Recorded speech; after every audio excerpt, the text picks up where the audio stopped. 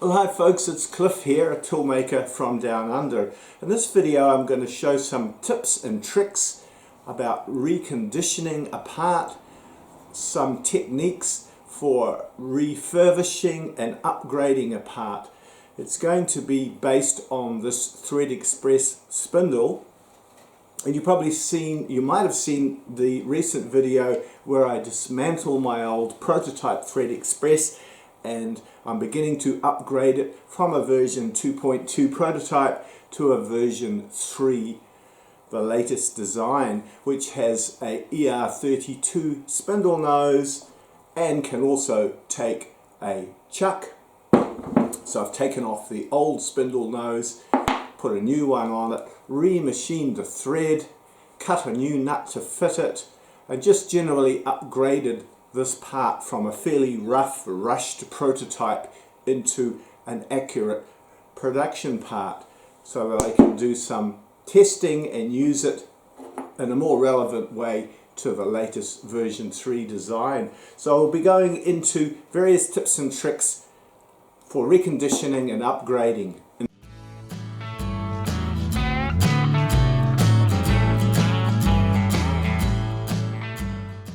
If you're considering building a Threadexpress machine, this video will also have information that may be helpful to you on the details of the spindle nose and thread, etc., chuck mounting and so on. So that could be useful to other viewers. If the Threadexpress machine is completely new to you, I'll put in a few seconds of video clips so you can see what it does and what it's all about. Just lift it into place, not too heavy, slip the stud in, turn the turret round,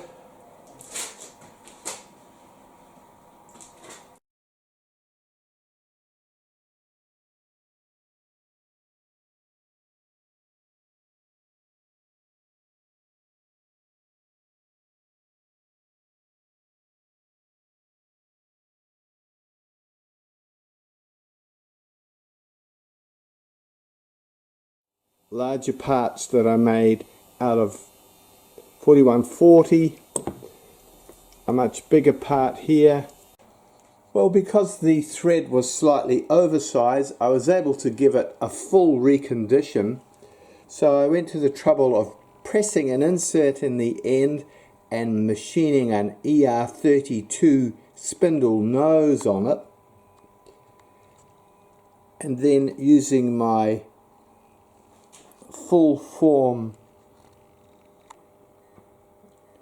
carbide threading tool, 3.5 pitch, I was able to shave the thread to spec, and I got a really nice finish. Just a light polish with one of my laps. So that's concentric with the bearings, and I just need to cylindrically grind the spindle nose end, and that'll be effectively a full recondition. Well, I got the replacement spindle nose pressed in and Loctited in, and the spindle nose machined with a center in it, and I don't know till now whether or not I have got it accurate on the bearing surface. I've only got half a thou left for grinding on that bearing surface because it's just a tight fit inside the bearing, so I've got to get it really accurate. So let's just test it now. Yeah, that's good. So that's within a couple of microns of concentric after that modification. So by the time I've ground it down 1/100th of a millimeter to be a less tight fit in the bearing, it'll be cleaned up. So I've flipped the spindle round the other way now to grind the spindle nose for the register diameter for the chuck backplate, but it's important to check that the ground diameter that I just ground is still running concentric between those centers.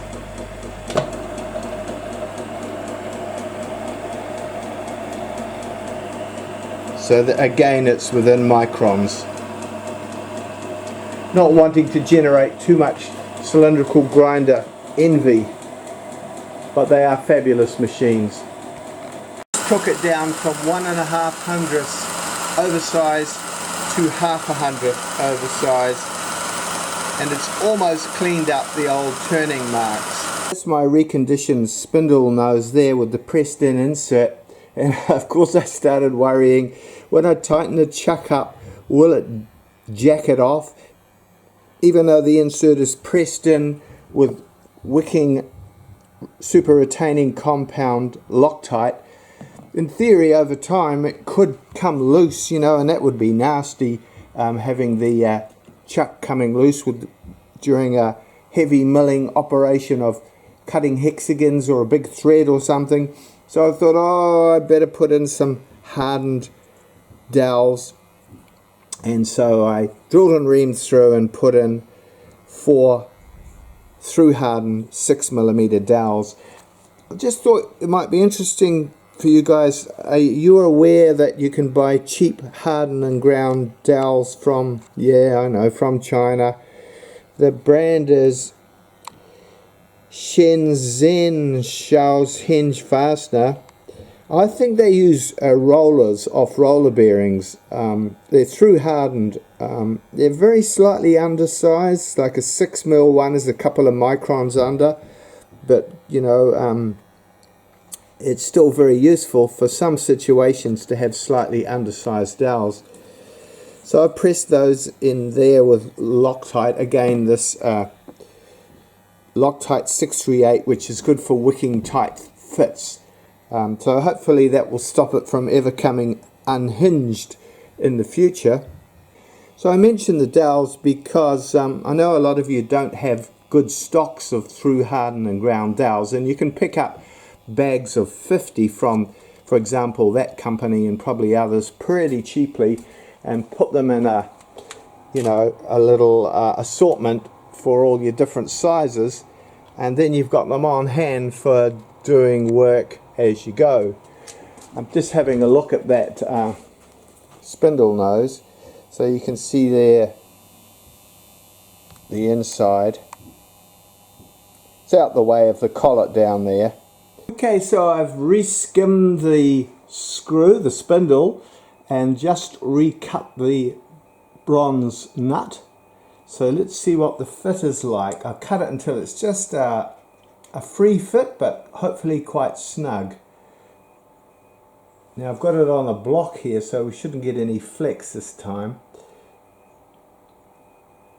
Oh, that's really good.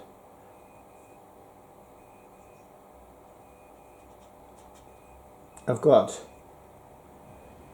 only about 1/100th of a millimeter total lateral play at the moment.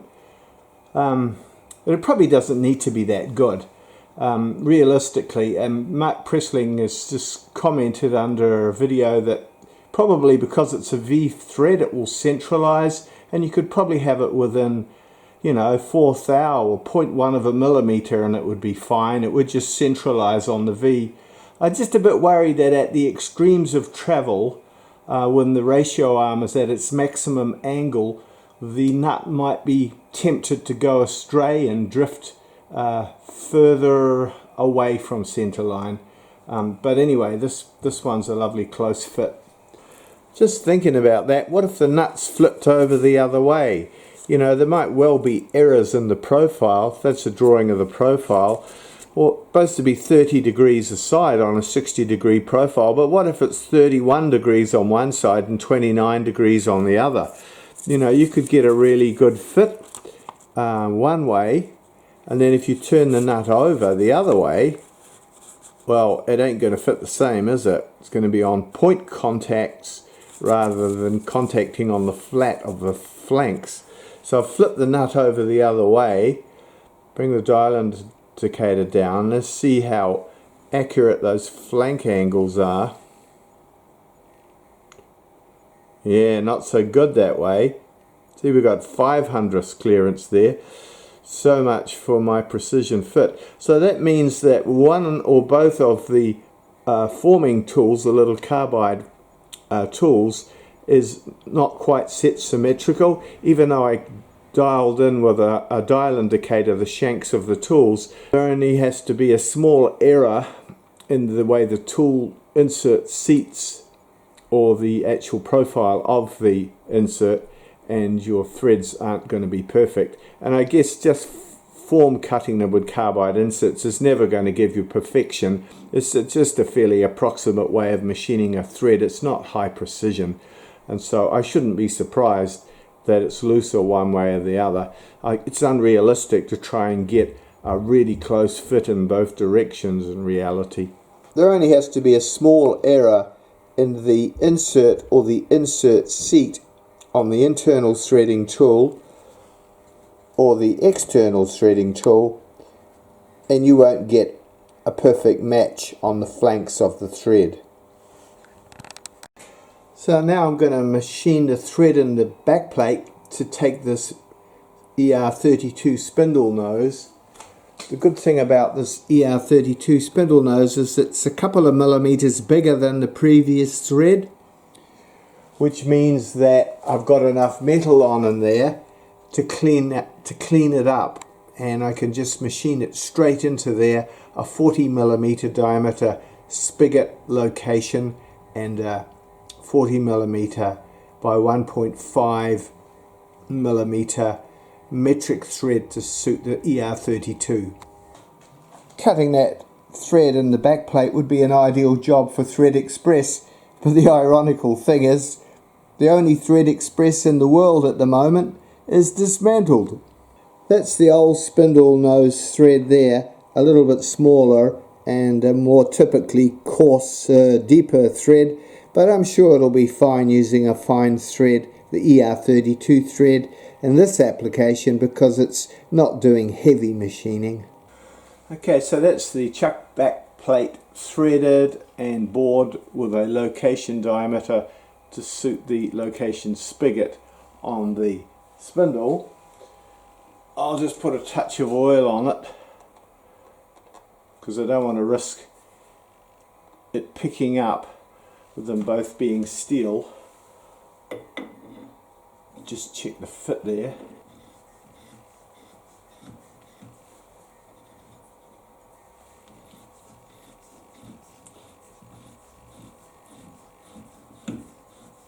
Let's check the fit of the spigot now on the spigot bore, the locating spigot.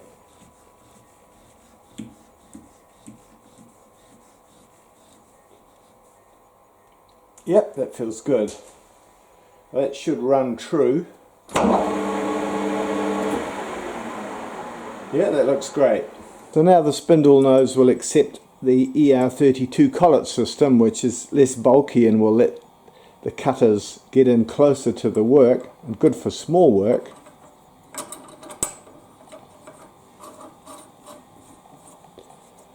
So that's a range of collets, you know, for ER32. Goes up to about 20 millimeters, but it will still allow me to hold my little 3 and 4 jaw chucks.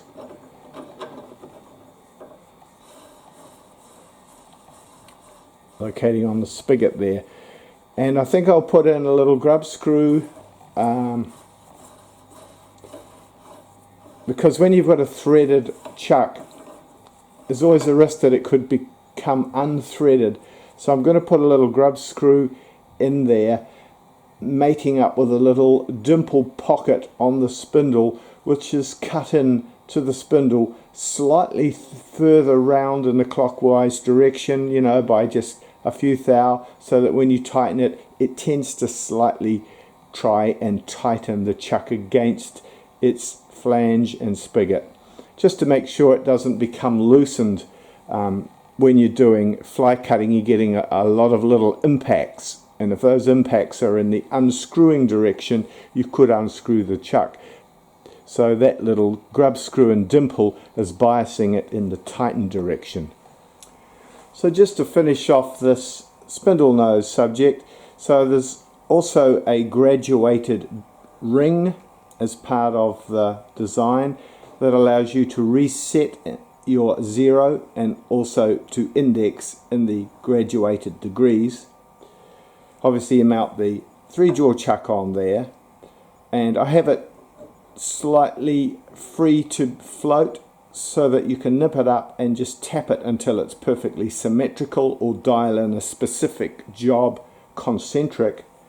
I also bought a little 4-jaw. Probably that won't get used a lot, but if you're doing work that's non-round, it could be very useful to have on hand.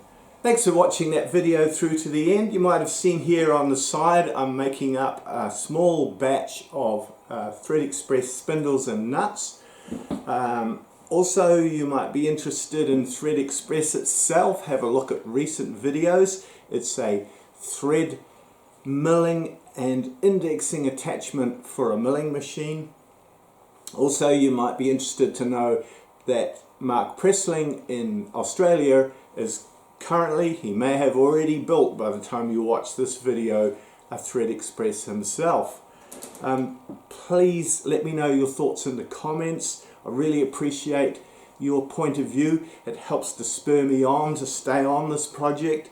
So give me all the feedback you can. Give me a thumbs up and subscribe if you're not already. Thanks very much for watching.